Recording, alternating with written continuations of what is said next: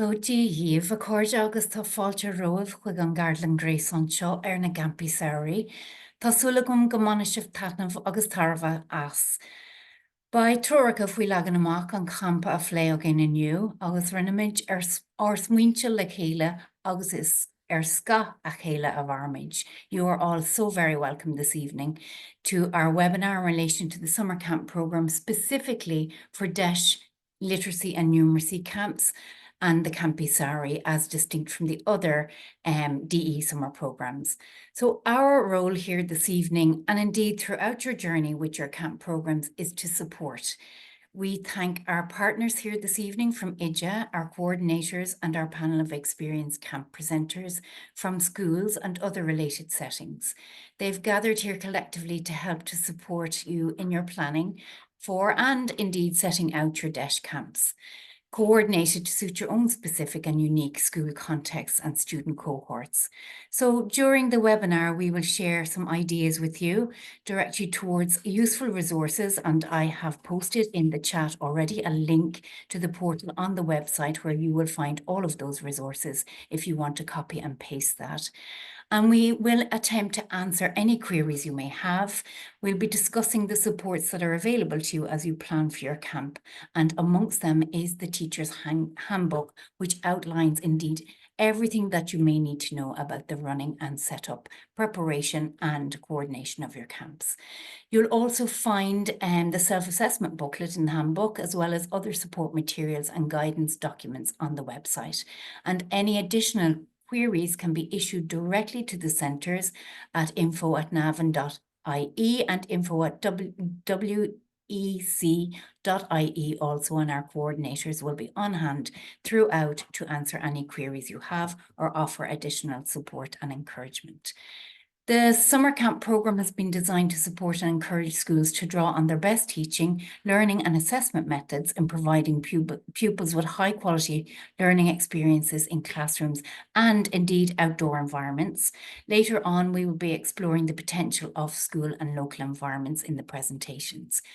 Pupils learn best by being actively involved in their own learning processes and by connecting what they learn in camp with their learning experiences in schools. And we do encourage that pupils are central in the planning and preparation and do have a say in the camp activities themselves. Also, parental and guardian involvement is encouraged, and from the preparation stage right through. And this will be explored in more detail a little later on. As always, there's a strong emphasis in the camps on mathematics and on language learning, either Irish or English, in a playful and interactive way.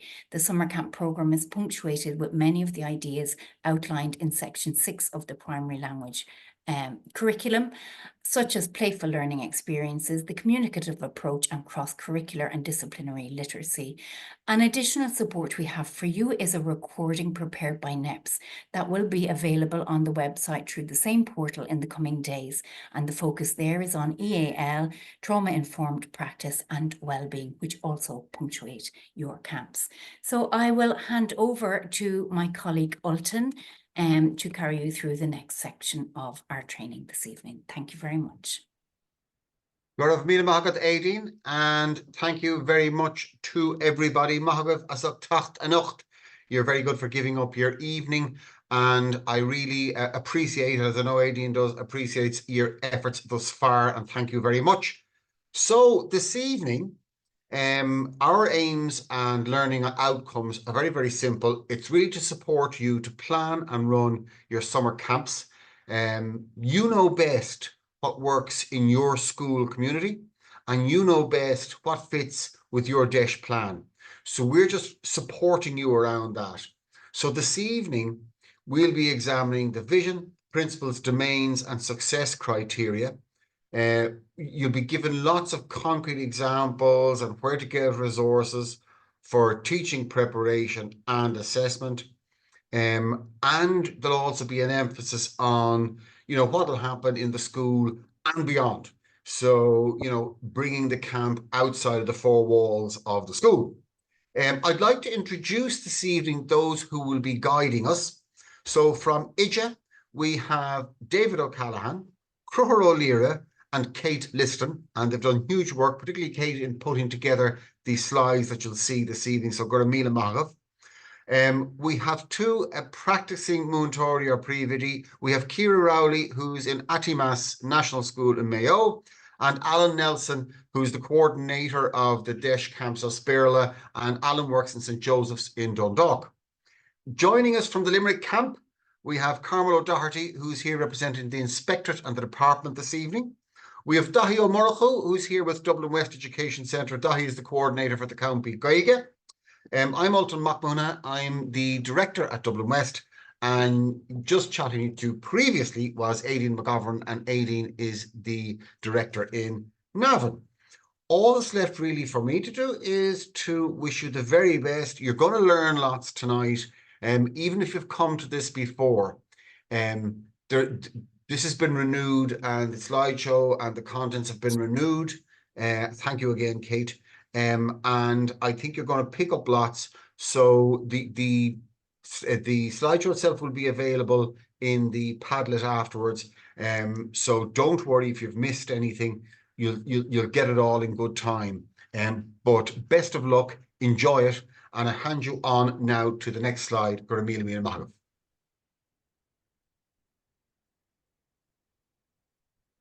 Shiver Mahasagach ended in a Dahi and Shaw.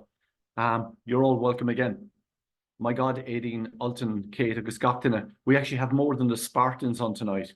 I wonder why you think I've mentioned Spartans. Well, 2024 is Olympic year. Now we've got the County Gaige and we've got the County Verla. And my God, many of you might go for the theme of Olympics. But the whole rationale behind our camps, and we know this because we work with these kids every day. So we're dealing with the most vulnerable. And in dealing with that, we're also dealing with families. And we're dealing with children every day who are coming to school with incredible stories. So first of all, we want to acknowledge, as former principal of DEIS School and as everyone who's worked in DEIS, want to acknowledge the incredible work you do every year.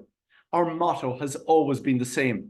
Is Féidir Ling. Obama robbed that from us, by the way, but we can give him that one. But is Féidir Ling, we can do it.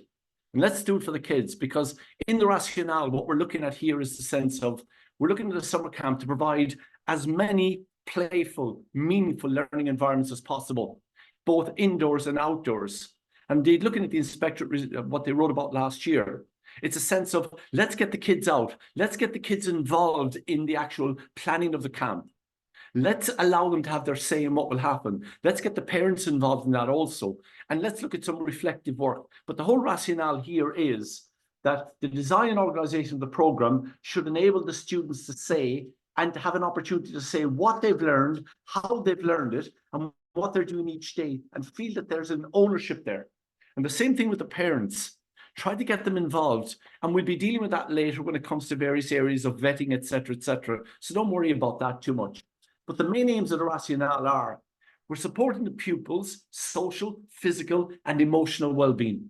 And indeed, NEPS have put together some incredible recordings, and Dr. Aideen has put a link into the chat where you can link to the website with all of the resources there. And by the way, if you want to look at this rationale again yourselves, it's on page 4 of the actual 2024 summer booklet. So the pupils are trying to build relationships with their peers, with the teachers, and to support their connection with the school. Because all the time, as David and Crahor will talk about, we're working within our DEIS plan, and we're trying to develop that DEIS plan in a playful, zero stress, gan vrú, gan stress. Do it in an environment which is there to encourage that meaningful connection. And let's try to provide a rich educational experience for each of them in whatever environment you have. You've got the technology. Let's get them out there enjoying that. Let's bring well-being into this, but let's let them breathe.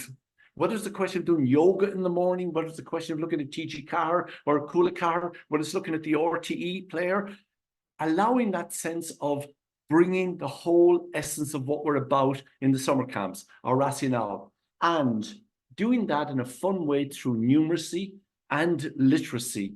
And Crahor and David will be referring to that. And numeracy and literacy, whether it's a literacy trail or whether it's a numeracy trail, it's all about. So our rationale is simple. Is Féidir Ling, and let everyone buy into this, because we are who we are. Next slide, Lidhal, Kate. So again, the whole idea of the aims, like we said, the specific idea, and I've covered most of these, so I'm not going to worry about it. So let's keep going, Kate. The whole idea of the social, physical, emotional well-being. How can you build this relationship? How can you provide these environments? You're doing this every day. So now there's an opportunity to do this. And by the way, we want to thank you all, because let's be honest, we know there's a huge shortage of teachers. We know that there are problems at the moment in education. We know that you're stressed out. My God, I think as a chairperson of a school right now, we can see this. So, Gurv Mila Magriv. But in promoting that sense of well-being, that sense of connectivity, that sense of ownership, in the background, the skills of numeracy and literacy, and particularly if you're dealing, and will be dealt with later, students who are EAL, and a lot of our schools have a lot of these students now where English is maybe, my God, not even their first or second language at home. So remember, less is more. Fun learning, playful learning. Kate, let's keep going with the HUD. The camp organizer. This again this year. The camp organizer is the person who's responsible for planning and preparation before the commencement of the camp. In other words, the camp organizer, since you've got your permission, is the person now putting together the timetable. Please keep clicking through, Kate. Is the person who is looking at the actual training. If you need that extra training, again, go to the link that's there. If you need an extra training in NEPS because you're not the DLP, etc., that is linked in there. You're organizing the materials and the resources. And this year, you're receiving the funding to do that. Again, with the food and being able to get those resources into the school. You're looking to recruit staff. And if there are teachers on your staff who, for example, are not, well, teachers who are not in your staff, remember, once they're qualified, you can bring them in, but make sure they understand your DEIS plan, the essence, the vision, the ethos of your school. Same thing with SNAs. So safeguarding procedures, planning documents, school policies are all put together by the organizer. Collaborative planning with the manager. We'll come to that in a moment. There's a big difference between organizer and manager, okay? Organizer is like before. It's like the organizer, putting it very simply, if this was a maternity ward, the organizer brings into the maternity delivery, and then the manager takes over when they get in there. So that sense of developing programs of activities, looking at timetables, designing the timetables, getting the children to buy into it, to give their feedback, to be part of the program, and then, after those 9 months, hand over to the program manager. So organizer organizes. And the whole thing is really, everything should be there to hand over to the manager. Again, it's in the booklet. Kate, please. So the program manager, liaising, of course, Leshan Ryan, August Skillina, coming into the sense of the parents, a point of contact at all times. If there's anything that's happening, the minute that that first morning comes, the program manager is the person responsible. You're liaising with the staff. You're there all the time. You're not skiving off down to have a cup of coffee. Come on, let's be honest, because if anything happens, it's on your watch. You are the manager. And just to say something that did turn up, if the class is going out somewhere for an hour or two to the library and Laurelin are going down to the park, stick an old page up in the front door, Tommy the Muck Fin Air, or put a mobile number there, because if someone arrives and you're not in the school, first of all, it's disappointing for them. And also you've missed an opportunity to liaise with someone. So let everyone know, the manager, your job is to manage. So you're dealing with issues if there's transport, if you're going on maybe a little school tour, Trusculla, or going to the Laurelin, or you're going over Shoeloid, or you're going into the park or something like that. Make sure everyone knows what's happening. And then at the very end, it's your responsibility to ensure that the returns are completed, not only for the education centres, because every year, I'm going to be tough on you here. Every year, there's always one. My God, it's like the lads. There's always one or two who seem to forget to send in the documentation. It's very important that you would do that. So come on, let's get that in there. And also, the evaluations, as we said, are returned to the centres and are completed. And indeed, any form of official communication during that week is the responsibility of the manager. And more importantly, the manager is not a teacher. Okay? So your job is to manage, organize, organizes, hands over to the manager. Manager then basically manages it for the week. And that's important. Again, that's all explained in the booklet. Okay, Kate, let the hug. Hand over now, do I?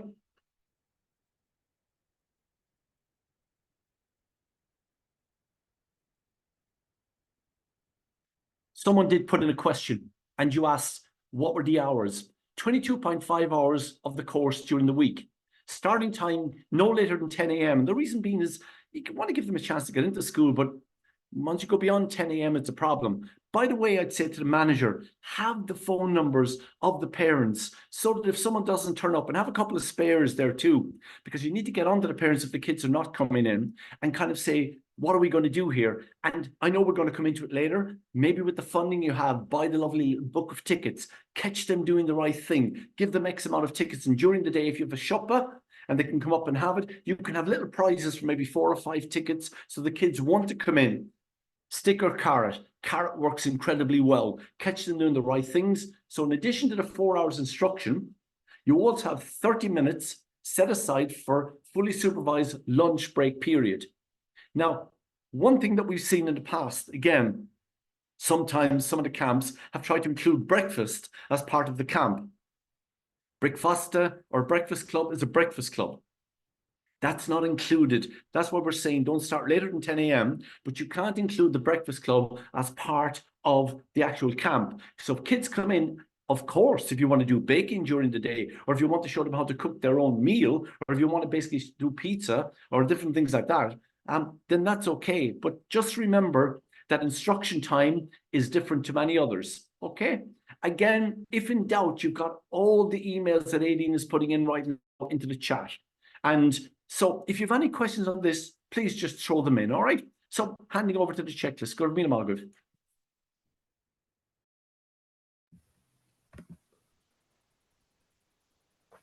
Good evening, folks. My name is Alan Nelson. As the guy said, sorry. Good evening, folks. I'm Alan Nelson. I work in St. Joseph's National School in Dundalk, and I've been involved with DEIS summer camps now for over 10 years, and I've been working with Navan Education Centre as a coordinator now for the last few years as well. Dahi has mentioned a lot of things there in his introduction, and a lot of things I'm going to mention now have been mentioned by Dahi already and will be mentioned again throughout the course of the evening. What I'm going to do is sort of go through a checklist of the things you need to do as an organizer, as a manager, as a teacher, as a board of management to make sure that your school is camp ready. We had a lot of questions about this last year. Can you please tell us what are the exact things we need to do beforehand to make sure we're ready in case we get any visitors to the camp? It's a case of really setting these things out, getting them set in stone, making sure you put a bit into the planning phase, and then all these boxes are ticked, everyone's ready to go, and the teachers can get on then with the fun, engaging activities and making sure everyone has a good time. So if you'll bear with me through this list now, and as I said, Dahi has mentioned some of these things already, and you'll hear more about them again later, but you need to make sure that child protection procedures are in place and they underpin the activities of the camp. Risk assessment and child safeguarding statement, that should also be updated and include the camp as well. Teachers and other school personnel should be aware of responsibilities for child protection and anti-bullying. We're all aware of these things. We're working in their schools. We're dealing with them on a daily basis, but it's just to make sure that we don't have schools that are not up to date with these things. The DLP and DDLP, they obviously must be on site and their names must be displayed prominently throughout the camp. And if the DLP and DDLP are not going to be on site during the camp, we need to have acting DLP and DDLP. That training for that is available, and a link will be in the chat below. Very important. I got a number of queries about last year. I know a lot of people were concerned about it, so that training is available and the link will be in the chat below. The safeguarding statement must also be displayed in the camp as well. Any legal arrangements, this for the board of management, suitable accommodation, the appointment of the organizer and the manager, and the engagement of qualified teachers needs to be done obviously well in advance. Most of you have done that already if you're here tonight. The camp needs to be planned. You're going to hear this a lot, but parental involvement is so important, and you need to make sure it happens, and the pupils having some ownership and some involvement in the planning of the camp as well. Essential. We'll give you more details about it later, but there were actually some camps last year who didn't do, and they're fundamentals for long DEIS camps have been running. We've really made it as a huge aspect to have your parents off, to build meaningful relationships with parents. So you need to make sure you have that, and we'll speak more about that later. You need to make sure you target the pupils that have the greatest needs. It nearly goes insane, but you have to be clever about your planning. Make sure you target those kids, the most marginalised, and make sure you get them involved in the camp and do what you need to do. Liaise with HSC, but get those kids in during the summer for your camp. You need to make sure you've got financial oversight and retaining receipts, etc. And you need to make sure you maintain daily attendance records, prepare the report at the end, get that sent in, and make sure that all personnel, anyone who's not training on here tonight, needs to make sure they get involved with the training before they begin working in the camp. So that's a checklist, I suppose. If you put that in place, then you get on with the fun activities, the learning, the teaching, the whole camp experience itself for teachers and pupils is a very positive one. We've always found that over the years. It's really, the juice is always worth the squeeze. Everyone gets great enjoyment of the camps, and we have so many positives at the end. What I was going to do now at this point is just tell you some of the feedback that we got last year from principals, even from parents, and from teachers who worked on the camps. Some of the things that you can expect if you're new to these camps. What can you expect? What are the positives to take from this experience? Well, the level of student enjoyment is always really high. The fact that you get to spend quality time with teaching students in small groups. You get great opportunities to use the full school campus and all the resources available in your school, the technology, the things that some of the classes do not get access to during the year. They're all available during the camp, and the kids and the teachers love getting a chance with that. The bonding of the students, students working with kids who are older than them and younger than them, the sort of sense of camaraderie that creates, sense of teamwork and a bond that can be continued then when you go back to school in September. That sense of achievement that students get, those most at risk, the ones that maybe have a tough time during the year, they get a real sense of achievement when they complete challenges during the summer camp, when they are involved in tasks and fun activities, and they have a completely different experience of school life for that full week. It's really rewarding then for teachers to give students that opportunity. Teachers get great sense of pride then in maybe taking those students out on daily visits and community visits, and they get to show them off in a positive manner, and it's a great feeling for the teachers as well. And as a final one was, it's an uplifting experience with invaluable learning for everyone involved. So that's the sort of positives that we're hoping for. What I'm going to do now is bring in Ciara. Ciara has been working on camps for the last few years as a principal, and she's had a really positive experience, and she's going to share some of that with you now. So I'll bring Ciara in. Thanks, Alan. Yeah, I'm a principal of a Jesh Rural School, which is a two-teacher school with the SET as well. And we started our Jesh camp in 2021. So this will be our 4th year running the camp. And I just back up all those testimonials that Alan referred to there. It's been very positive.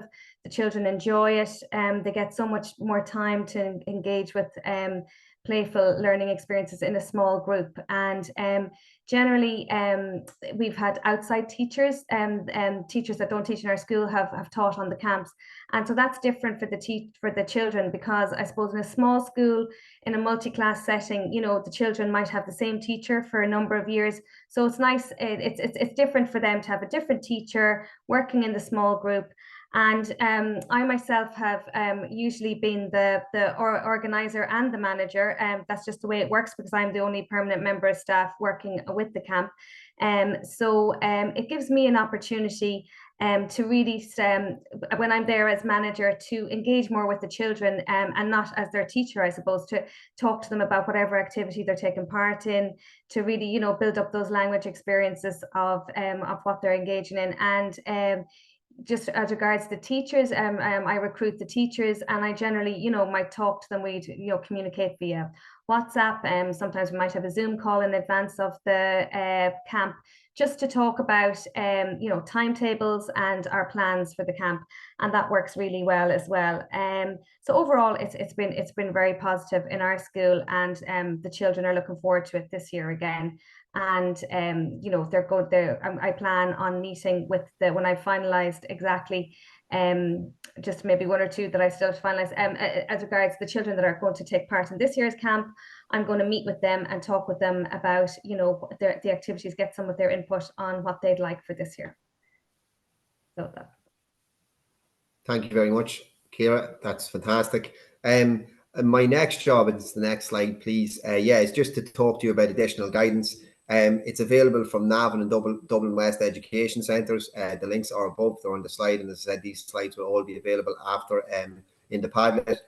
What I want to say is, as a coordinator, I will contact all schools involved in summer camps through email at just before the camp time begins, and I'll send you some links, some resources, some reminders of the things that you might want to get involved in, and then you'll have my email address, And if you have any queries, any problems throughout the summer, you can contact me. And if you'd like to speak by phone, you can contact me by email, and we can arrange a time that's suited, and we can have a chat about any concerns or queries that you may have, or even if you're looking for ideas about camp activities or a learning experience that you'd like to try out and you want to just ask me about it, I'll be available to do that throughout the summer.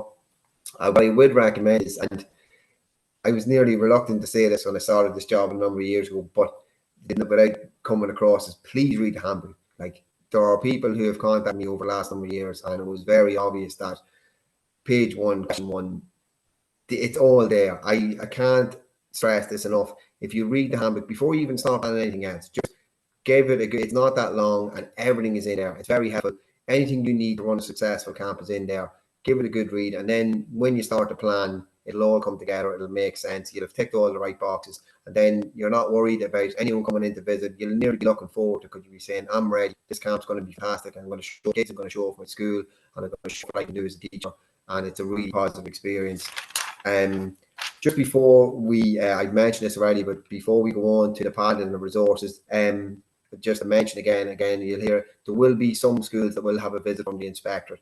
It's hugely important for us. These visits are to affirm the work that goes on in DEIS camps. It's maybe unseen by people, but like, they've been going on for years, and the positive impact it's had on thousands of schools throughout the country over the last number of years is almost immeasurable. The rapport that's built up between parents and schools, the rapport that's built up with children during the summer, that positive relationship with teachers that's brought in to the new school year, then we need you to show that off to the inspector. We need them to see what's going on, the work that's going on the ground. So as I said, you have a checklist. Make sure you've ticked all those boxes. Make sure when the inspector come in that they're able to say, bang, bang, everything is ticked off, child protection, etc. That's all been done. Now we can enjoy the positive experiences. We can watch different lessons. We can engage with kids, engage with the teachers, and really enjoy the whole positive experience of the camp. Then, as I say, hopefully they go back to the guys who organise the funding, and we get to all have the same crack again next year. That's what it's all about. Don't get nervous or apprehensive about it. Put in the planning. Once the planning is there, it'll work, and it always works. It's a great formula, and the kids love it, teachers love it, and parents are so appreciative of it. So I just, some schools will get a visit, and just be ready, I suppose. And so then the next thing is our Padlet. This is our new dated one-stop shop for anything you might need during the summer camp. It begins on the left-hand side. I think Kate's going to click into the Padlet there, and I advise everyone just to grab that link, open it up, because you can, for the rest of the evening, we're going to be referring to it frequently, so you'll be able to access it. The summer camp documents, as I said, a huge amount of the queries I get during the summer are for people looking for things that are right there in the summer camp documents. The handbook, the reflective journal for the kids, and queries and support. The camp report at the end is in there, and it's been updated with this year's checklist as well, so have a good look in there. Then we've got a fantastic literacy folder with loads of activities, numeracy and STEM, which is going to be very important this year with the new maths curriculum, a huge section on Gaeilge, and I said during your DEIS camp, why not introduce a bit of Gaeilge? You'll hear more about that later this evening as well. EAL, Dahi mentioned that, crucial for us in DEIS schools. Playful digitals and literacy and numeracy, and there's a well-being section as well. So it's all there, it's at your fingertips. This is a great chance for you to look through it, highlight things that you hear tonight, maybe take note of them, bookmark them, star them, and have them ready for when you sit down to plan your lessons for the camp. It's all there in one place, and it's going to be a really helpful resource. So that's me, folks. Gormila Magav. I'm going to pass you on to the lads, and they're going to take you through some of the learning and language experiences that you can include during your camp. Thanks, Alan. Hi, folks. My name is David O'Callaghan. I'm a facilitator for AJA. I've been involved in the DEIS Summer Camp program for the past number of years now. I'm a recently appointed principal of a DEIS school in Drogheda, and we're actually embarking on the DEIS Summer Camp program for the first time this year. So I'm coming at this from a number of perspectives. So it's useful to see it from both sides. But just when we look at this slide, many of you would have seen this slide before. It's a key slide in terms of the handbook, and really what it sets out are the overarching principles and domains of the summer camp program. So in the center of the graphic there, you can see the overarching principles are that language learning occurs in a playful and interactive way. That point has already been made several times. It's key that fun is the main, I suppose, pedagogical approach being taken through the summer camp program. It's so important. It is the summer camp as opposed to school. In terms then, pupils are regarded as co-designers of the summer camp, and that starts at the planning phase. And we'll talk about that in a little bit more in a few moments' time about how we could, involve the children in that design of the camp. But the rationale for that is clear because it promotes a sense of involvement and motivation, and just that overall sense of excitement that they have a tangible impact on what's being planned for. The third one there, so learning, teaching, and assessment reflect and impact on school practice. So in other words, it's meaningful would be the key word that I would come to mind there at that point. And then the fourth one, the pupil's well-being and sense of belonging are central to the camp. And I know Dahi pointed towards the NEPS resources, for example, that would be particularly useful in that regard. But these overarching principles, they're set out in what's called 4 domains, and you'll see those around the edge of the graphic there. And they are learner outcomes, playful learning experiences, varied learning environments, and camp management. But you will see this graphic and a lot more information about it on page 13 and 14 of the handbook. And as Alan just said, the handbook is just invaluable. So I would encourage you to read that carefully. But over the next few slides, we are going to explore each of these principles further. So we move on, please, Kate. Thank you. If we think about the success criteria for camp management, the checklist that Alan has taken you through a few slides previous is just really essential in terms of camp management, and it really is very helpful in that regard. But the first point that we have on this slide, collaboration is so important. So the organizer, the teachers, and the pupils all have a shared role in terms of planning the camp. And I know we will talk about parental involvement as well, because there's a key role there for parental involvement too. It's important that we have an orderly, secure, and a safe and healthy learning environment. And that's a shared responsibility as well throughout the process. The department requirements in terms of child protection and safeguarding, these areas are very important. They're essential that they're fulfilled. Full attendance and punctuality, they really have to be forefronted and encouraged. And I know, Dahi spoke there about the starting time, for example. So careful consideration needs to be given to what's the optimum starting time that we think will encourage children and give them the best chance at coming in on time. So that's very important. I know there was a question in the chat there in relation to funding and the optimal use of funding. That's really essential. And where that can often come up is in terms of, for example, providing lunches.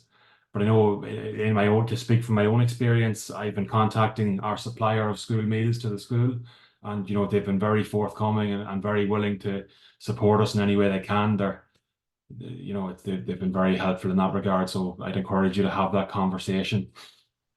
I suppose it's important that in terms of the management of the camp, that there's evidence that the team are planning high quality learning experiences that are, I suppose, planned is the key word, that they're really thought out in relation to the interests, needs, and abilities of the children in the camp. So that's going to be important. And lastly, look, you really need to plan for and to consider opportunities for meaningful parental and community involvement. And I know we'll speak to a few possible ways that you could do that over the course of this evening's webinar. So I know Dahi wants to talk in relation to the next slide. He's going to talk about child safeguarding. So I'll pass you back to Dahi for a few moments. Thanks, folks.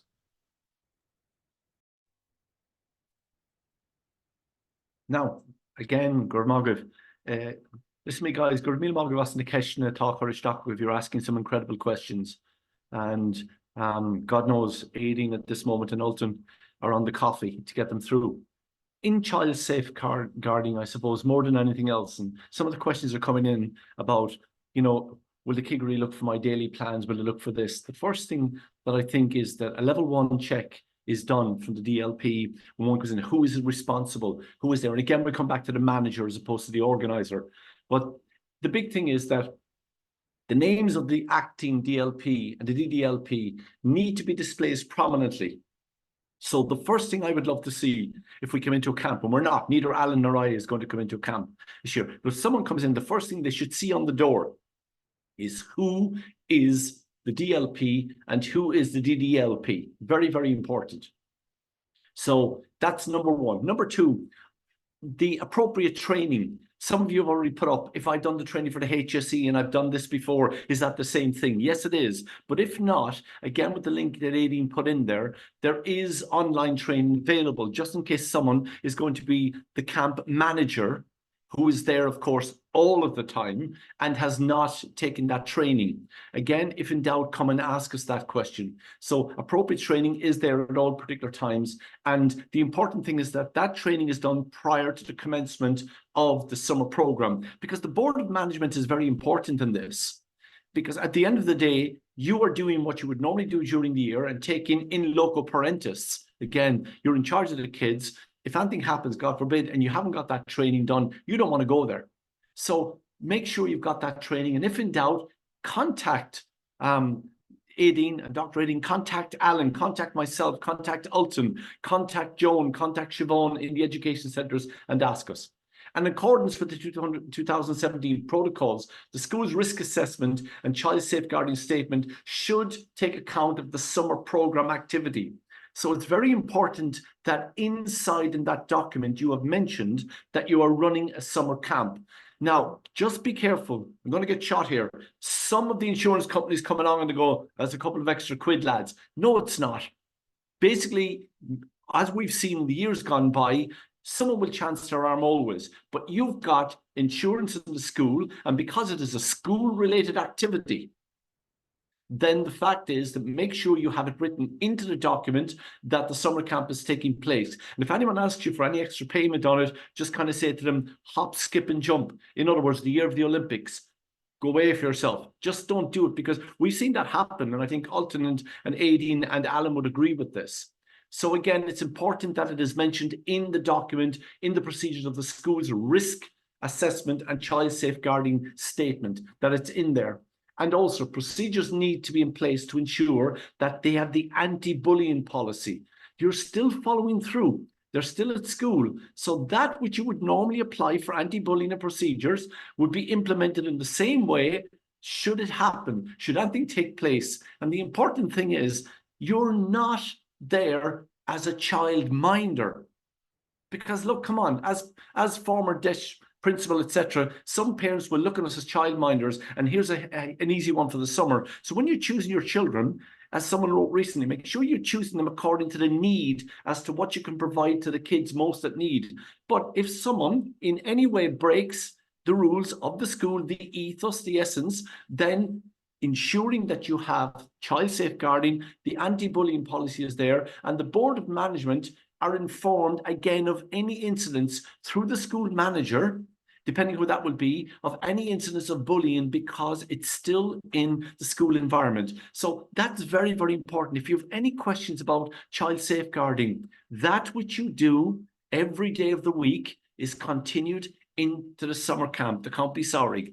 So in no way is it less important, but again, dare I say to repeat, make sure that inside in your documents, inside in the sense of where it is that you have mentioned that you're running the summer camp. Okay, good, Margaret.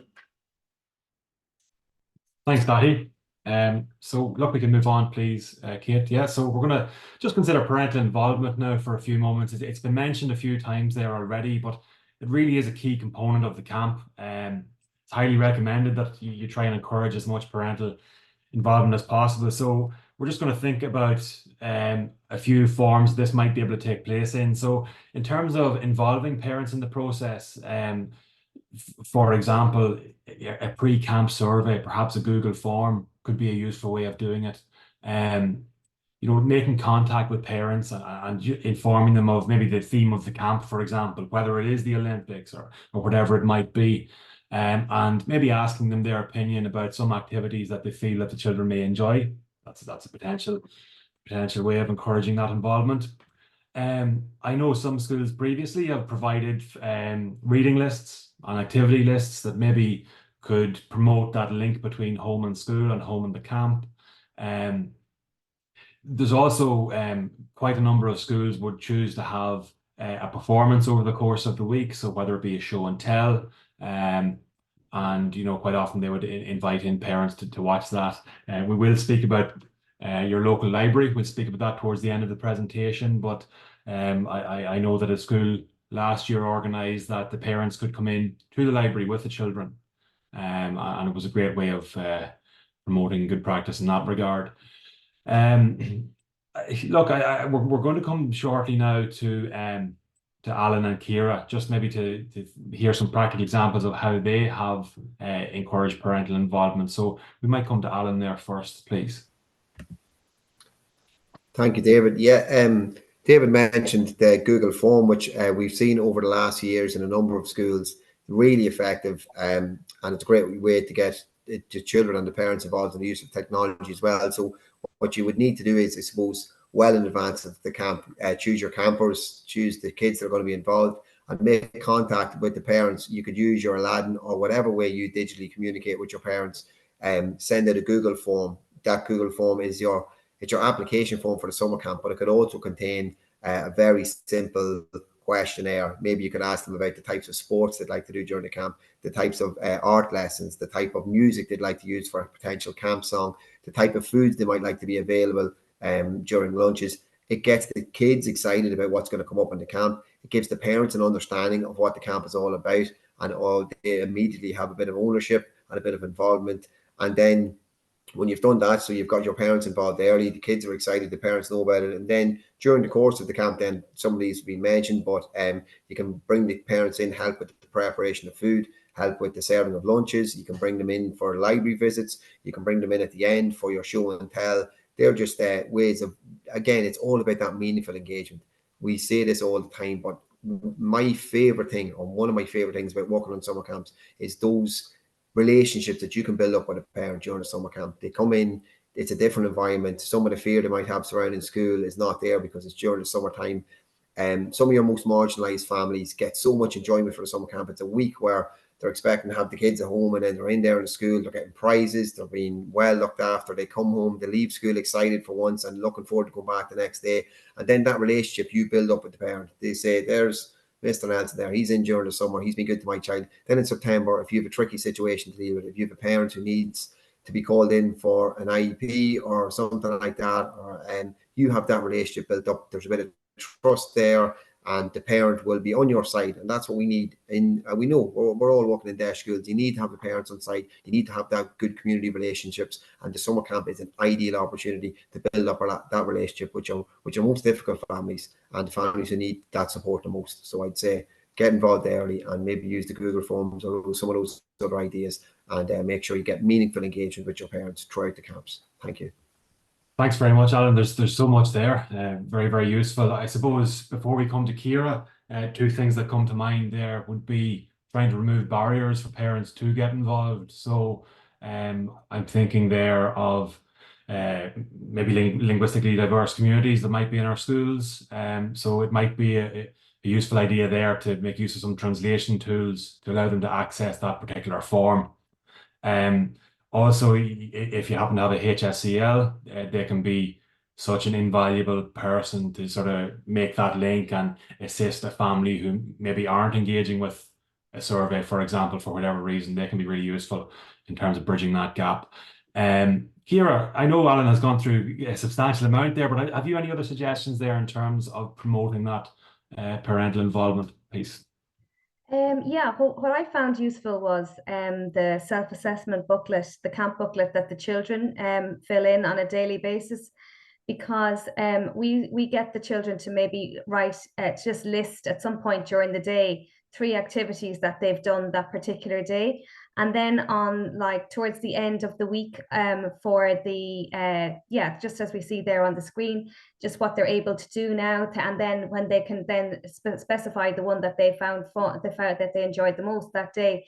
Then on about the 4th day of the camp, we sent that booklet home so that the parents could have a look and see, because children are great for going home and saying sometimes some are great for telling what they've done, and some of them might be saying, oh, we did nothing or whatever. So it's great to have that camp booklet for the parents to see what the children have written and to talk to them at home about the activities they've taken part in. And then we got the parents to, we asked the parents, would they just make some suggestions for next year's camp?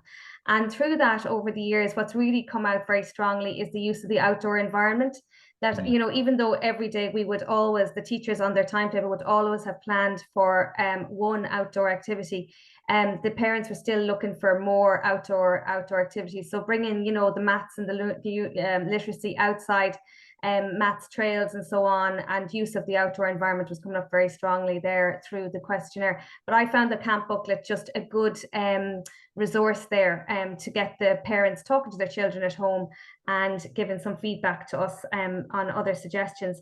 And also, you know, when we went out on trips to some, when we went on a bus to, like, we went to the beach one year, we went to the library and so on, at some point we always kind of sent a text if to where we'd be and the particular time, and our parents were welcome to join us at any stage, and some of them did. And again, as Alan was saying there, give that chance to have that informal chat with the parent, and they'd give some more feedback on what the children were enjoying and so on. So just plenty of opportunities there that I suppose aren't as easy, ways of accessing and building that relationship with parents that aren't as easy as during the school year, where it's busier and bigger numbers of children and so on.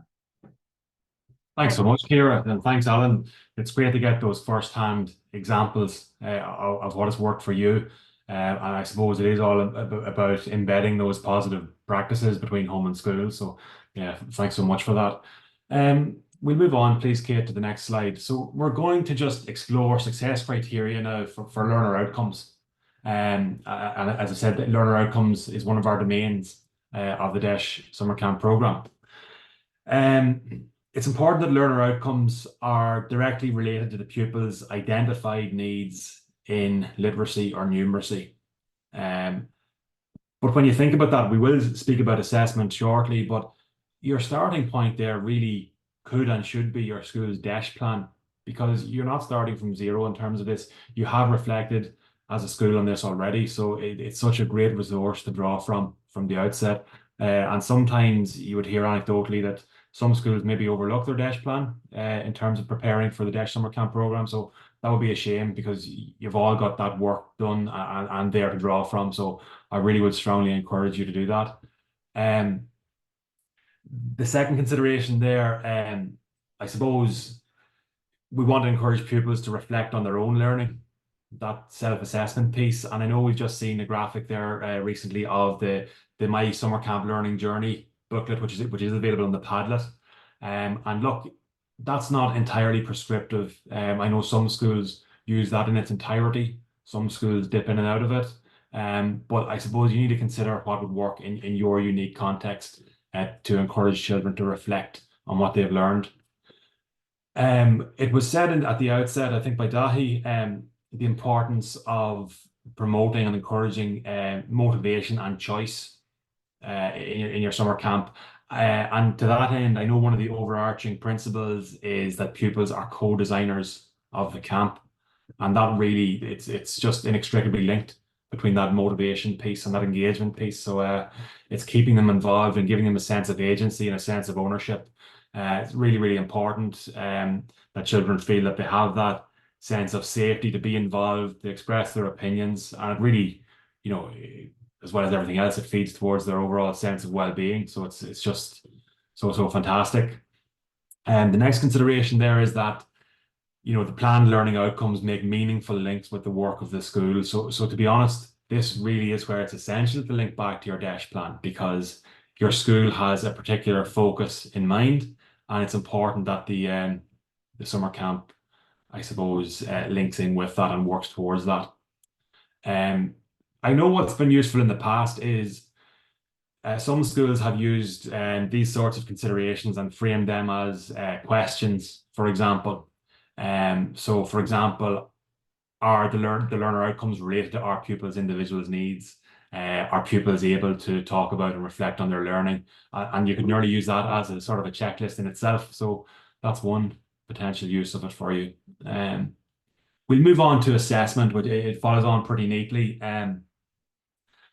But I suppose assessment is going to be relevant from now on, way before the campy ever runs, because it's relevant in terms of the selection of pupils, I suppose, isn't it? So you're starting to think of assessment straight away.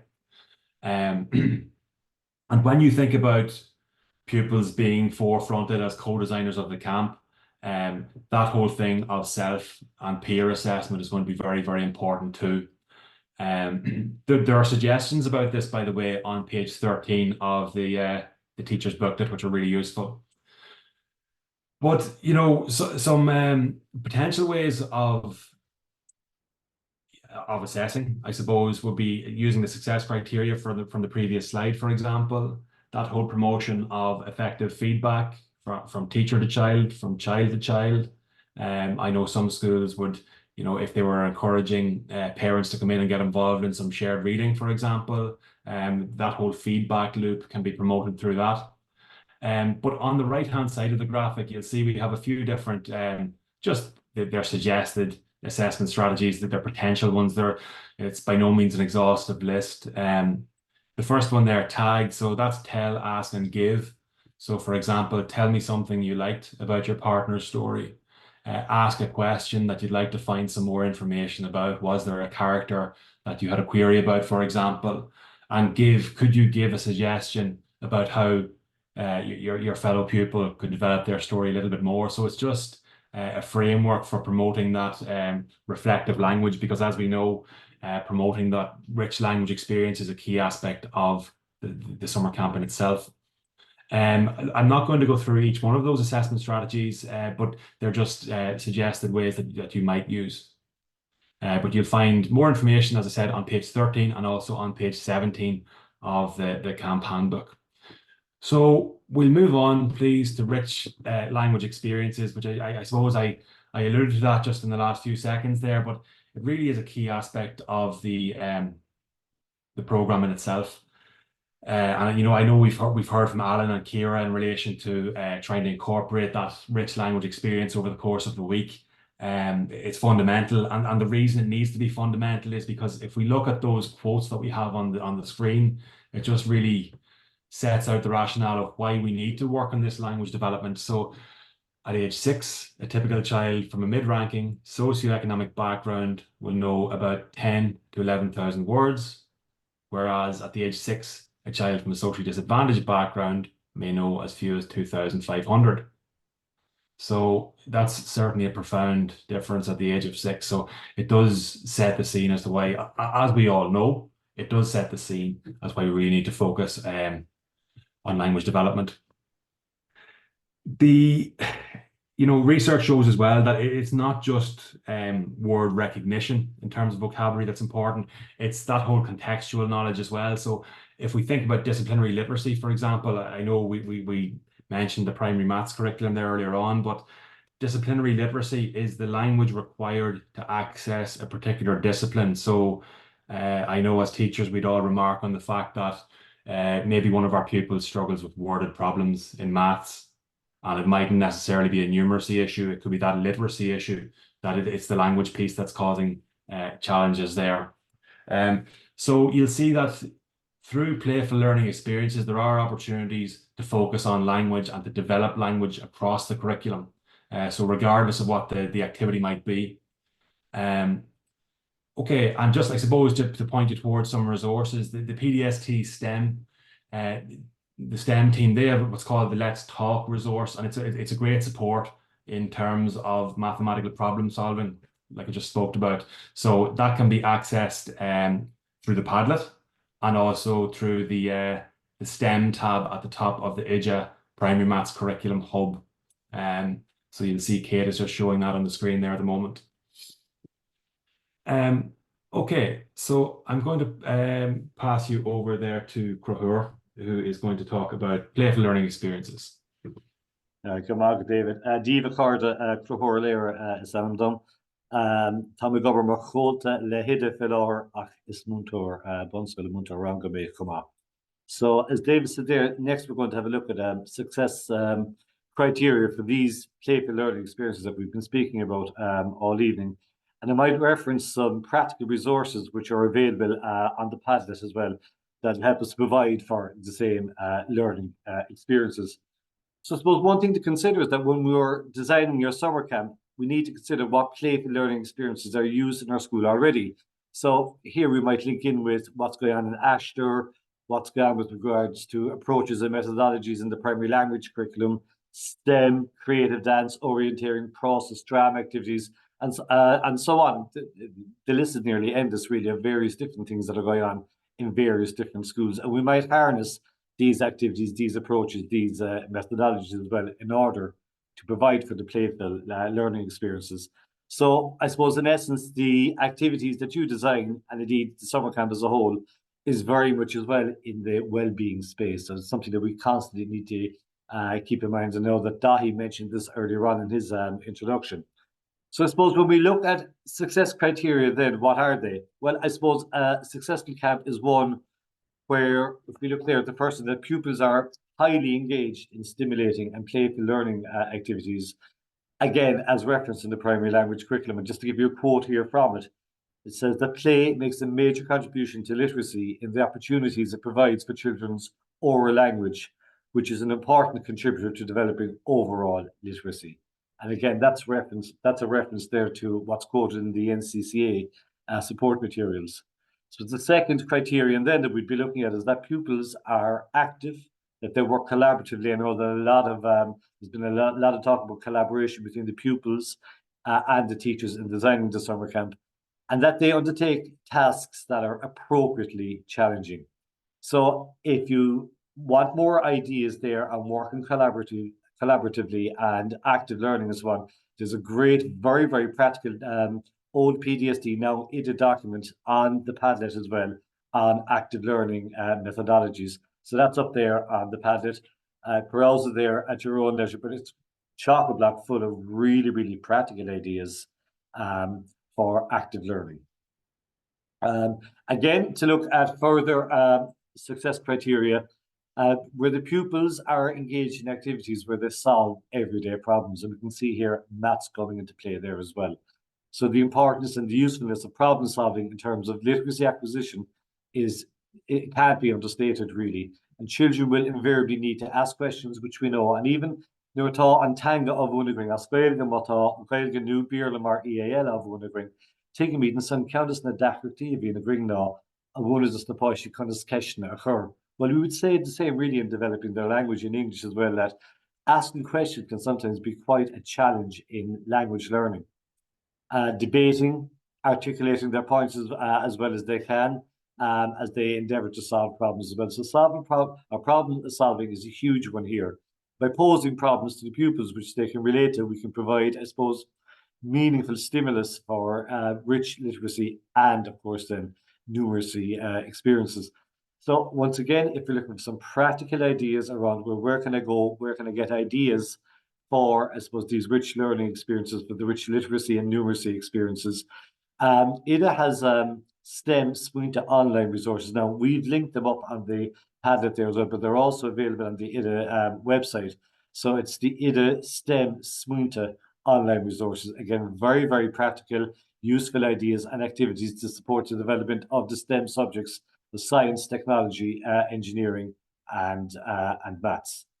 So the last of the criteria then that we'll be looking at in this section, and as David and Alan have already mentioned, the pupils are enabled to gain, I suppose, what we would call a sense of ownership and responsibility for their learning. So, as I said, the pupils are seen as co-designers of the camp, which should give them a sense of ownership and belonging. And this would be a very important consideration for us when we're designing our summer camps. So that, in a nutshell, are, I suppose, what we would consider the success criteria for playful and learning experiences. But next, we're going to go on and have a look at, well, what exactly are the characteristics then of playful and learning experiences? And they're bullet pointed here, but in a nutshell, I suppose there are a number of characteristics which are common in play and in playful learning experiences. So the first one there, active, that play is active and children use their bodies and their minds in play. And you might use a resource like busybodies or something like that to get them more active, to get them more, I suppose, physically involved as well. They interact with their environment, with material, and with other people. So we're looking at intra and interpersonal characteristics there as well. The second characteristic that we'd have a look at would be that play helps children to explore the unknown and to be adventurous and risky, it says there, but you know, we'd be sensible about what's adventurous and risky as well. But the pretend element, I suppose, we would see this hugely in Ashton as well, that the pretend element offers a safety net that encourages children to take risks. Communication, it's a huge aspect of any part of the curriculum that we're trying to deliver to the children, that children communicate through their play. We know this by sharing information and knowledge. So this communication can be verbal or non-verbal, it can be simple or complex, and really would depend on the situation, it would depend on the child's ability, it depends on what we're trying to gain, it depends on the learning outcome as well. But we know that communication is a huge characteristic of play and playful learning. I know that Dahi mentioned this here again at the start as well, and I think it's been reiterated by everybody else as well, that well, it should be enjoyable. And I know that we're talking about what needs to be done, and we're talking even a little about the theory, that this is grounded in theory and grounded in research. But in the heat of the hunt, when everything is said and done, it needs to be enjoyable for the children. I know that Alan mentioned there earlier on about, you know, part of the success criteria would be, you know, having full attendance. Well, if it's enjoyable, you'll be more assured of full attendance if what you're doing is enjoyable for the children.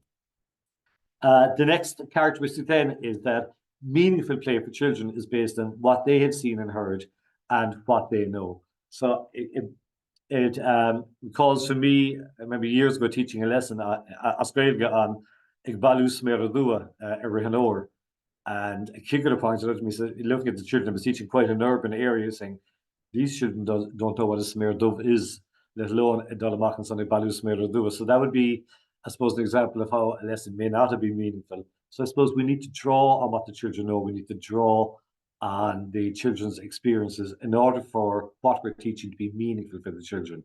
So play helps children to build and extend their knowledge, understanding and skills in a way, I suppose the point I'm making is that makes sense to them.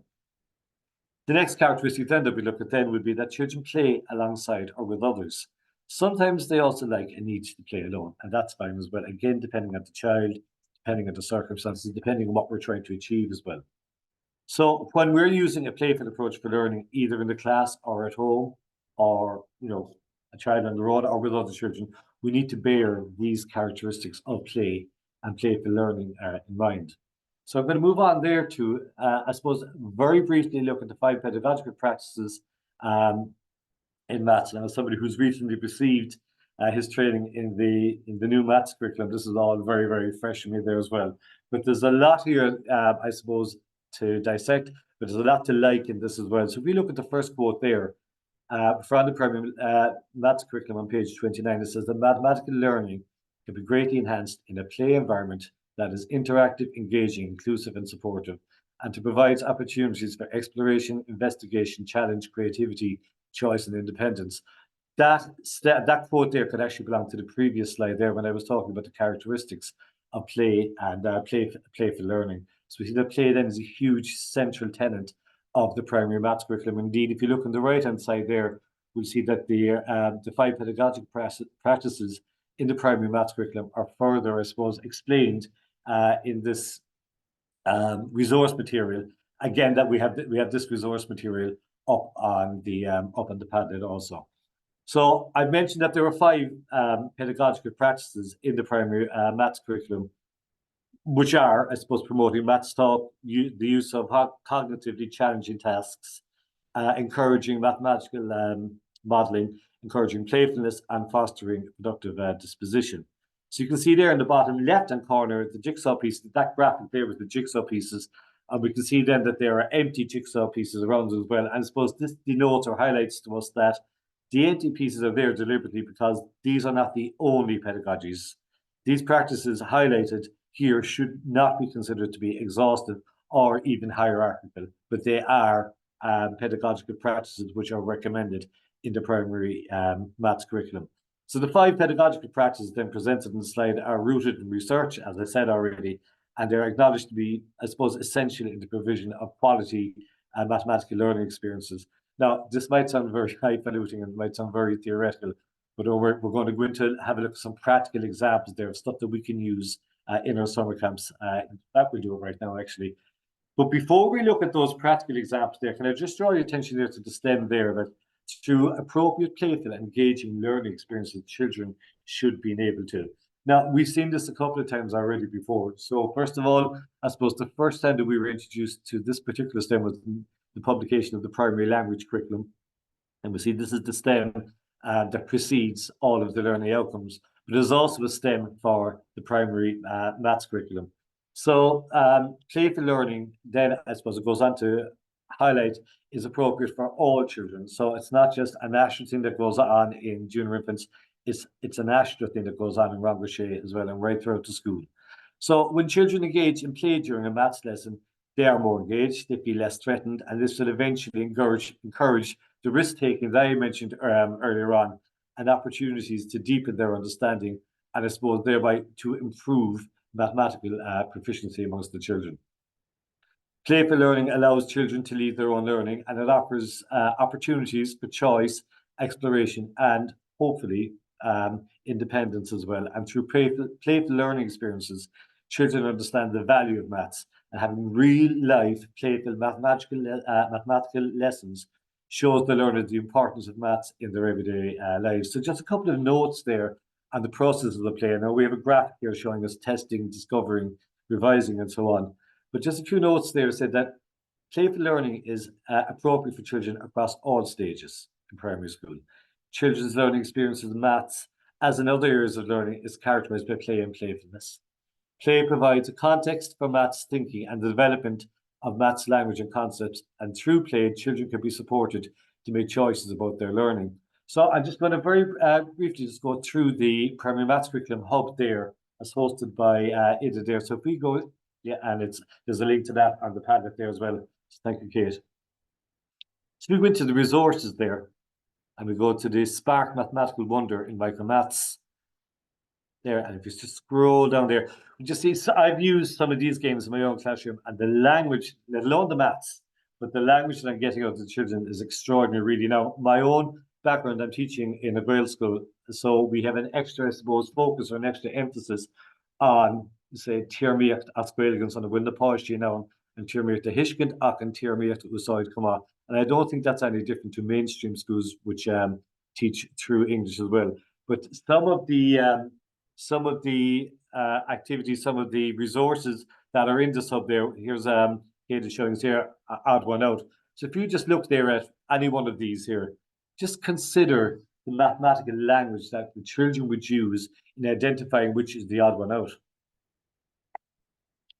And in doing so, actually, just to tell you, in odd one out, any one of them could be the odd one out. But the children need to rationalize, they need to justify why one would be, why one of these boxes would be the odd one out. For example, if I look here at the cylinder, I can say that the cylinder is the odd one out there because the Imlina and Timlina Darg, or I might have a look at the cone and say, well, the cone is the odd one out here because it's pink and the others are blue, and so on. But the children come up with their own justifications as to why one box or one section would be the odd one out as opposed to the other three.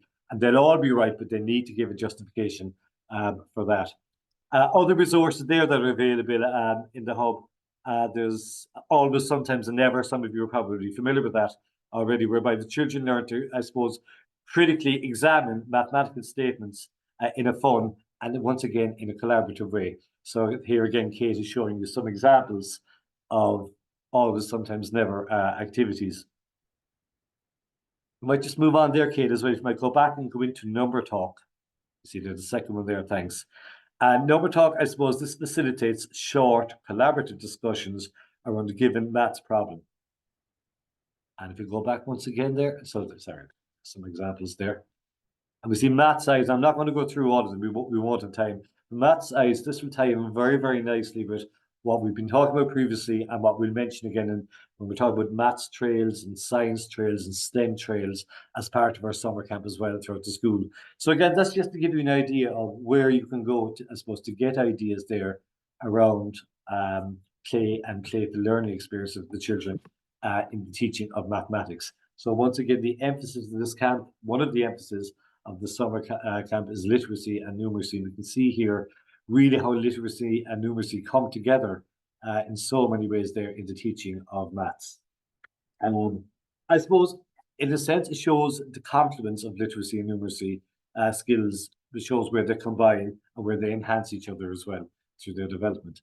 So, Más Béla Bogger Reagan somebody the communicative approach of me there as Spirla and Kirk from a side of Bader and Sun Grafar Ahna and Quidgib and Sun Air. So the communicative approach, in a sense, Cormoon in the Gael gets nearly the only game in town. So it's an approach to teaching and language skills that's highly recommended. I'm starting knowing Mar Dortme and Kirk from a side of me there and Sun Asquelga. And in Ireland, it is the recommended approach for the teaching of Irish. You'll find an overview of the communicative approach as well in your handbook. So it's a learner-centered approach where the main emphasis is on, obviously, communication, with the teacher fulfilling communicative need. So communicative opportunities are created for the learners to engage with the language in various contexts. For example, then we might use something like role play, drama, communicative games, Bedron Sangwil Oishinos, Tomas Nahordoiga, a critic of our skull Gaveta Shiveshinu side. And stay by David and Sunny Sluya, like Cares the chance and son.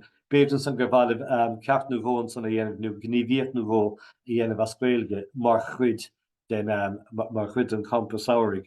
But even if you're not going to use any, say, approaches Asquelga in the Campus Aurig, when it comes to the teaching of language, the communicative approach is one that is highly recommended. So I suppose you could call it an iterative approach, which is most apparent in the third stage, in the post-communicative phase, as it involves reflecting on what occurred in order to move forward. So in a sense, it's kind of similar to the gradual release responsibility model that we'd all be familiar with. And you may need to teach specific speaking and listening skills to junior infants, but that's not taught or covered. We don't go near it again. That skill will need to be observed. It'll need to be revised and revisited throughout the year and throughout the entire primary school experience.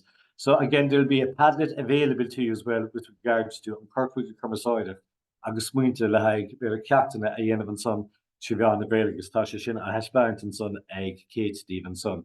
So you might decide you might have a look at Ólaíocht or Drámaíocht or Ceol or even Corpodacus, be another very popular one. Agus beidig me grind captain of Unigov le Gaeling an himplí of Unigov Siobhan na Gaeling of Darnoy. Or in another, I suppose, sense, we could have a look at the communicative approach in the teaching of English as an additional language, or even enhancing other speakers of English their skills as well. Mata hele Polish testá dúvan san méall an Kirkwood Commercider tá overtakeíocht fáil san curriculum tanga na bonskole fi chalibú tanga agus Kirkwood Commercider. Okay, so I'm going to leave that there and we'll move on there to speak a little there about the teacher's role. Now I know this has been mentioned a good few times already, but I think no harm just to recap on the main points that have been made. So when we're using playful and engaging approaches, there are some considerations to be taken into account, and these are relevant when providing playful and engaging learning experiences across all stages of the curriculum.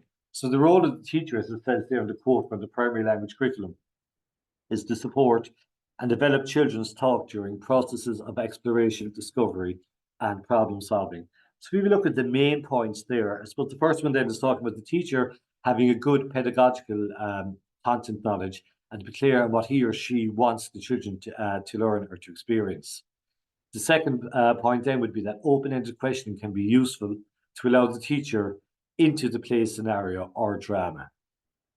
The other one then is that quality more than quantity is paramount here when it comes to choosing appropriate, suitable, accessible resources for the children. We need to create scenarios based on the children's interests and their curiosities, and that's good child-centered practice, and we know that as well. Again, I know that Dahi has mentioned this and that Alan has mentioned this earlier on as well. We need to be mindful to ensure that a safe space, both physically and in terms of acceptable behaviours, are provided for as well. And this helps to create a positive classroom culture. And the last one, then, talking about theory and talking about research and sending you here and sending you there to look for resources. But the last one that I think is probably most important of all is let your guard down. Don't be afraid to let your guard down. Let the children see that you're enjoying these playful and engaging approaches alongside with them. Okay. So we'll just move on then to, just very briefly, I'm going to talk to you about the fourth domain there, the success criteria for varied learning environments. And I know that we got some great insights earlier on from Alan and from Ciara on these. But just to say there that careful consideration should be given to including a variety of outdoor and indoor learning environments that are, I suppose, that are welcoming and comfortable, the places that promote creativity, and they provide spaces for pupils to to be active and to be safe, which may necessitate smaller groups than you would typically have worked with. And I suppose learning environments that are conducive to the development of social skills and problem-solving skills. We can also use virtual environments such as Zoom for guest speakers and so on. I know that will be discussed again later on in this evening's workshop. We should also consider mentioning the virtual environment, how that could be used to provide playful and engaging learning experiences, storytelling or an interview through Zoom, taking a virtual tour, and so on. No, we needn't go into the virtual world either. We can just go to our own schoolyard and school grounds, a local green space, school library, school hall, general purpose room. A hula hoop and a patch of grass can be a learning environment for the children. You may place hula hoops there on a patch of grass and ask the children to record how many daisies, how many Cashirvaugh dandelions, how many, whatever plants you want to look at, how many they can see in each different hoop, how they would record that information, how they would feed back that information, and so on. That's a very, very simple learning environment there. And if you're looking for more ideas about varied learning environments within our school grounds, without ever having to leave the school, there are loads of ideas of maths trails and of science trails, of STEM trails there, again, on the Padlet, provided for you there as well. Again, take them, leave them. They may be appropriate for you, they may not be appropriate, they may suit your own school needs, they may not. But have a look at them anyway, and you might come up with your own particular trails. The Ashton room, again, is, if there was an Ashton room in just school, is very popular. The computer room could be a learning environment. Staff room, it says in my notes here. I'll leave that up to yourselves. Parents room, corridors, that's where our maths trails might be contained, as well as the classrooms. So once again, as I said, like, the Padlet is full of ideas here on varied different learning environments that we can provide for our children in the summer camps. So I think that's it from me there. We're going to move on there to, I suppose, another learning environment that we can use is making use of the library resources and the small town Cartagon. David, I think you're going to speak to us about the library resources. Absolutely. Thanks, Cahir. Thank you for that. So a visit to your local library, it's always been recommended, and it's always been regarded as a very successful part of the summer camp program. So if it is feasible for you, it's a great way of, I suppose, promoting awareness of the library at all. For some children, it could be their first time visiting the library, for example. But I suppose we've some considerations there on the slide. But a key thing here is get in touch with your library in advance because, well, I suppose out of courtesy, firstly, but more often than not, your local librarian will be invaluable in terms of what they might be able to provide. You know, there's been great examples of libraries putting on free of charge guest speakers, for example. It could be a local storyteller. We'll hear from Ciara in a few moments just in relation to an example how she's promoted and how she's made use of the local library. But I'm thinking back to a conversation that I had with Alan previously, and he spoke about challenges in accessing his local library, but from talking to the librarian, they were only too happy to send out the library van to the school. So, you know, there are lots and ways of means of trying to incorporate the library into your camp. So it's really worthwhile. Just in relation to this, there's it was published by PDST, but it's now an IJA publication entitled Children's Books for Wellbeing, and it has, you know, a variety of suggestions for appropriate books which can, I suppose, support conversations and learning around children's well-being. So it can be very, very helpful. Ciara, if I may, could I ask you for an example of how you would have facilitated a library visit in your own experience, please? Yeah, thanks, David. Yeah, just similar to what you just said there. So we brought the children on a visit to the library.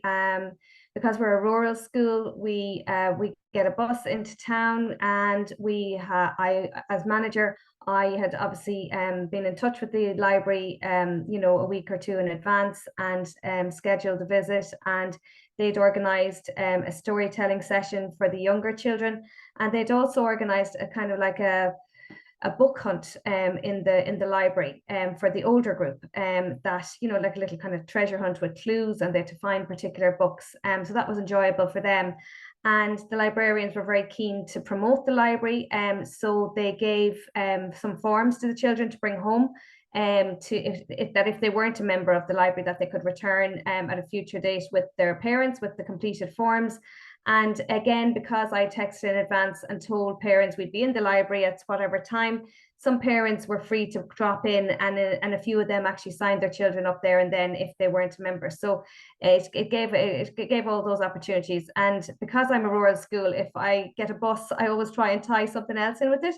So there was a youth club nearby that I had a contact in, and they allowed us to use their games room for an hour, and the children absolutely loved that. Again, it was just something that was free, and it was making best use of the bus, and added to the library visit that we could do another activity, and they got to bake and just use their pool table and the games table and that kind of thing. So I just kind of to look for opportunities to maybe tie in something that might not cost too much with the trip to the library, and to bring the parents in on it and so on, if possible. That I just have found in the past that's worked for us.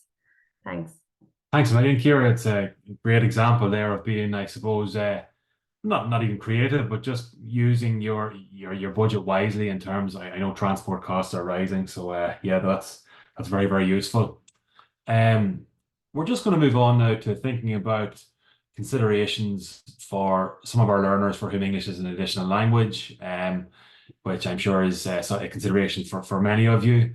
But in terms, I suppose the first consideration, this is by no means an exhaustive list, but it's good practice to provide opportunities for multiple means of engagement and expression.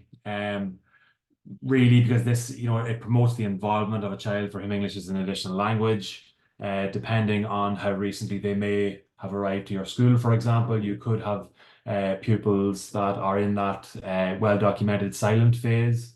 But I suppose providing multiple means of engagement, for example, singing, dancing, role play, mime, and so on and so forth, it gives more roots in the activity for such a learner. It's considered to be really, really useful in that regard. It's, we talk about the rationale for, I suppose, rich learning experiences in terms of language throughout the summer camp program, but for an EAL learner, it's so important to be intentional about the vocabulary that you really want them to focus on and to learn. And it can be woven into any activity. So even if it was football, for example, maybe it's that you're trying to make that link between gestures. You could gesture kicking a ball, for example, and really try to consolidate that phrase. So it's that whole repetition piece would be really useful. In terms of the third point there, having access to translation tools of whatever sort. I know on our graphic we have Microsoft Translator. I've used it myself. I find it fantastic, but there are so many of them available nowadays. And that they're all very, very useful. I know even Aladdin, for example, there's just so many of them, but it's vital that you have them to hand. They can be used as a scaffold. I'd use them judiciously. I wouldn't try and overuse it, but it is nice to have it to promote that sense of inclusion. So they can be really useful. In terms of trying to promote that sense of belonging, very, very useful and very important, to promote that sense of belonging I suppose it provides validation for that child and that learner. Because their home language is such a part of their identity. So if at all possible, it could be that maybe you allow them to speak their home language at times during the school day. It could be that, if they need maybe a brain break, for example, that maybe they could have an activity in their home language. It can be really, really useful. I know in the earlier part of my career, it was something that maybe I was slightly intimidated about. I was trying to encourage, I suppose, Béarla One really. But like research would extensively show that you really must promote the child's first language and home language. So there may be times during the day where it's useful and helpful to allow them to speak in their own language, for example. Translanguaging can be very important, whether I suppose dipping in and out of English and their home language, that can be very useful. And I suppose the focus there is on communication. Is communication taking place? It's not, the focus is not always on perfect form of the English language. You know, on the Padlet, there's lots of suggestions for EAL and various supports, but one that I'd like to draw your attention to, it's one called LOTE for Kids, so LOTE, for the number 4 and kids. You can sign up to that through your local library. There's a licensing agreement that most libraries have, and you can see Kate pointing towards it there on the Padlet. You'll notice on the home page, you can see there already from the graphic, you have all sorts of national flags there. But it's just such a great resource. It's extensive, and the fact that it's supported by your local library, it's just, you know, it's just such a great resource to have. You'll even see there's a Gaeilge there as well in it, for example, but there's all sorts of, it's just fantastic. On that theme, I suppose we will move on to digital tools more broadly.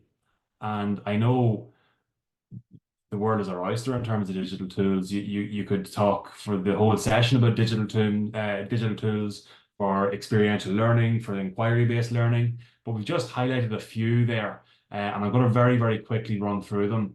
So this one certainly came to prominence over COVID, but that whole virtual museum tour. So you can use, for example, Google Arts and Culture to visit various landmarks around the world, whether it be the Colosseum, the pyramids, anything, you know, but it's just great. And depending on what theme you pick for your summer camp, you've all sorts of opportunities to maybe have a virtual tour connected to that. I know digital storytelling is something that many of us are using. A lot of you would have heard of Book Creator. It's absolutely fantastic. There's also Storybird. Children, in my experience, find them so engaging. That whole piece around self and peer reflection comes into play. The assessment piece, it creates so many possibilities. It's very, very useful. If we link back to the thought on our library session, you know, there's lots of online story times. Maybe if it wasn't possible to get to your library could point you towards maybe an online story session. And, you know, as we just spoke about LOTE for Kids, you will find stories in all languages there as well. So it's a great resource to have. Digital scavenger hunts, they can be very useful and engaging, particularly when we're trying to promote that whole sense of play and playfulness. So the scavenger hunt can create great excitement. Hopefully the weather stays fine for us and we can get outside. You know, you have other apps there like various nature exploration apps. So there's an app there called Seek. There's iNaturalist. So those apps there can help you learn about various plants and animals that you'd find in nature. I suppose there as well, there's various apps for animation. So there's a stop motion app there called Coma Coma, which is very engaging. The children love the whole piece around stop motion in it. I'm thinking Wallace and Gromit. It comes to mind when you think of stop motion. But it's a great way of promoting dialogue. And it's a great way of encouraging those rich language experiences we spoke about. And it can also be a lovely way to promote a sense of excitement, maybe about getting parents in to look at the projects that have been created. Similarly, with robotics, if you're lucky enough to have some robotics kits in your school, the sense of excitement when children could maybe show what they've created to their parents can be really, really lovely to experience, as you know. Okay, but look, I would encourage you to link back to the Padlet. There's so many links and resources there. So yeah, absolutely. Kate, we'll move on to our final slide for this evening, if that suits. So we've come to the end of our presentation, really. And at this point, I suppose I would refer you back to this graphic of our overarching principles and our domains. But I'd also like to really strongly encourage you, I suppose, to look back through the teacher handbook. There are so many resources